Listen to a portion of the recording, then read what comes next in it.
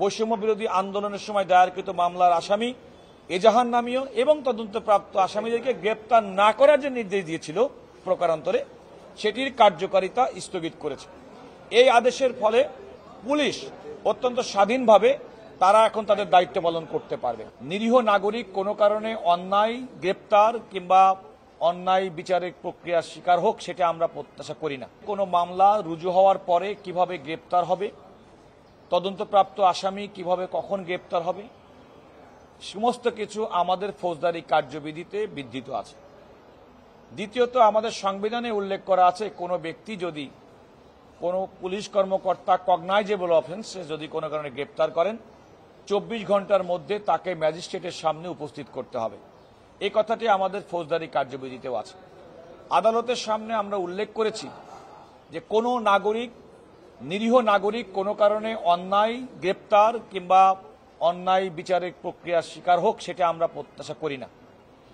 এবং আমরা আদালতকে এও বলেছি যে যদি এমন কোনো ঘটনা দেখা যায় যে কোনো ব্যক্তিকে কোনোভাবেই হয়রানি করার উদ্দেশ্যে করা হয়েছে, সেক্ষেত্রে যথাযথ কর্তৃপক্ষকে আদেশ তারা দিতে পারেন।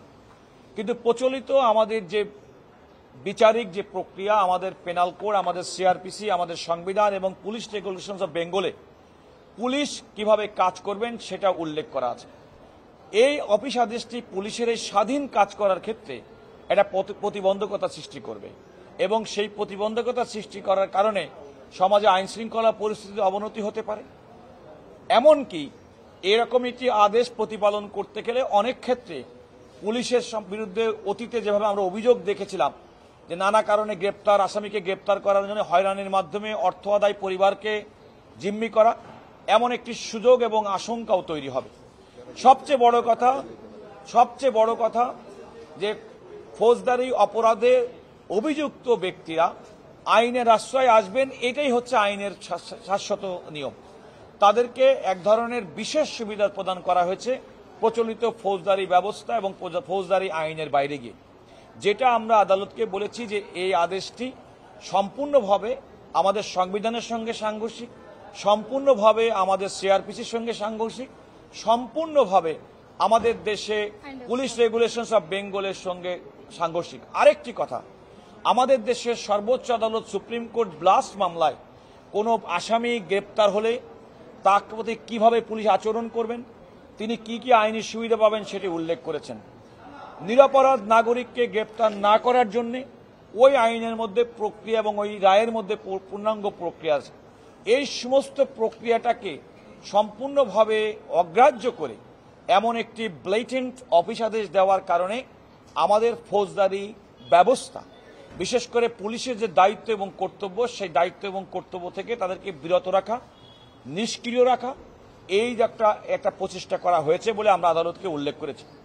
আদালত আমাদের এই প্রাথমিক বক্তব্যে সন্তুষ্ট হয়ে এই মর্মে সরকারের প্রতি, অর্থাৎ সরকারের স্বরাষ্ট্র সচিব, সরকারের পক্ষে police commissioner, Dhaka metropolitan police commissioner, পুলিশের গোয়েন্দা বিভাগ এবং সমস্ত পুলিশের নিয়ন্ত্রণকারী সংস্থা তাদের প্রতি এই মর্মে রুল ইস্যু করেছেন। কেন 9 এপ্রিল তারিখের এই আদেশটি আপনাদের ক্ষমতা বহির্ভূত এবং এর কোনো আইনগত ক্ষমতা নেই মর্মে ঘোষণা করা হবে না।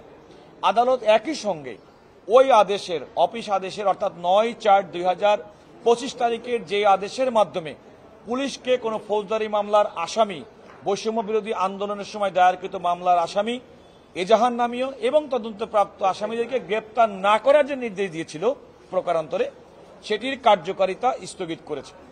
এই আদেশের ফলে পুলিশ অত্যন্ত স্বাধীনভাবে তারা এখন তাদের দায়িত্ব পালন করতে পারবে। একজন নাগরিক হিসেবে একটি কথা বলে রাখি, যেহেতু এই মামলাটি জনস্বার্থে আমাদের সুপ্রিম কোর্টের একজন আইনজীবী করেছেন, আমরা কিন্তু আদালতের কাছে সুস্পষ্টভাবে বলেছি আমাদের কোনো উদ্দেশ্য না কোনো নিরীহ নাগরিক, কোনো কারণে ইনোসেন্ট নাগরিক কোনো কারণে হয়রানির শিকার না হোক, সে মিথ্যা মামলায় হোক, মেজার নামী আসামি হোক কিংবা তদন্তপ্রাপ্ত আসামি হোক। কিন্তু সরকার প্রদত্ত আদেশের মাধ্যমে যেন আমাদের ফৌজদারি ব্যবস্থাটাও ক্ষতিগ্রস্ত না হয়, আইনজীবী হিসেবে, দেশের সচেতন মানুষ হিসেবে সেটিও আমাদের রক্ষা করতে হবে। কারণ সমাজে আইন শৃঙ্খলা রক্ষা করা, মানুষের ন্যায় বিচার সুনিশ্চিত করা, জুলাই আগস্টে গণহত্যা যারা চালিয়েছেন, যারা হত্যাকাণ্ডের সঙ্গে তাদেরকে আইনের বিচারের মুখোমুখি করা আইনি প্রক্রিয়ার মাধ্যমে, সেটাও কিন্তু আমাদের ন্যায় বিচার আইনের শাসনের অন্যতম একটা অনুষঙ্গ। সেই বিষয়টি আমরা আদালতের কাছে বলেছি। আদালত সাংবিধানিক আদালত, আমাদের বক্তব্যের প্রাথমিক সত্যতা কিংবা যুক্তিযুক্ততা প্রমাণ পেয়ে ওনারা রুল ইস্যু করেছেন এবং অন্তর্বর্তীকালীন আদেশ দিয়ে এই আদেশটি 3 মাসের জন্য স্থগিত করেছেন। আমরা প্রথম যে গ্রাউন্ডটা বলেছি সেটা হচ্ছে এই অফিস আদেশটি আমাদের বর্তমানে সাংবিধানিক যে বিধান, কোনো ব্যক্তিকে গ্রেপ্তার থেকে নিষ্কৃতি দেওয়া, অন্যায় এবং হয়রানি থেকে নিষ্কৃতি দেওয়া, অ্যাট দ্য সেম টাইম কোনো অপরাধ যদি কেউ করে থাকে সেই অপরাধীর শাস্তি বিধান করার যে আমাদের আইনি কাঠামো, সাংবিধানিকভাবে আমাদের ফৌজদারি কার্যবিধি এবং পুলিশ রেগুলেশনস অফ বেঙ্গলের মধ্যে বিধৃত আছে। এই আদেশের মাধ্যমে সেই পুরা প্রক্রিয়াটাকেই একেবারে তছনছ করা হয়েছে, সেটাকে বানচাল করা হয়েছে। এটা হচ্ছে একটা। 2 নম্বর হচ্ছে ইনোসেন্ট সিটিজেনের মধ্যে আমরা বলেছি এইরকম একটি আদেশের পরে সাধারণ নাগরিক, নিরীহ নাগরিকও অনেক ক্ষেত্রে, কারণ অতীতে আমরা দেখেছি যে অনেক পুলিশ কিংবা সরকারি মেকানিজম নিরীহ ব্যক্তিদেরকে নানা প্রলোভন, নানা রকম ভয়ভীতি, নানা রকম আর্থিক বিনিময়ের মাধ্যমে কাউকে কাউকে হয়রানি করেছে। এই আদেশটি বহাল থাকতে এমন একটি আশঙ্কা তৈরি হবে যে ক্ষেত্রে দেখা যাবে যে পুলিশ তাদের প্রতি অর্পিত দায়িত্ব পালনের বাইরে গিয়ে এই আদেশের সুযোগ নিয়ে যে কাউকে দিয়ে নানাভাবে তাদেরকে হয়রানি করতে পারে, যেটি আইন এবং আমাদের মানুষ হিসেবে, নাগরিক হিসেবে আমাদের কাম্য নয়।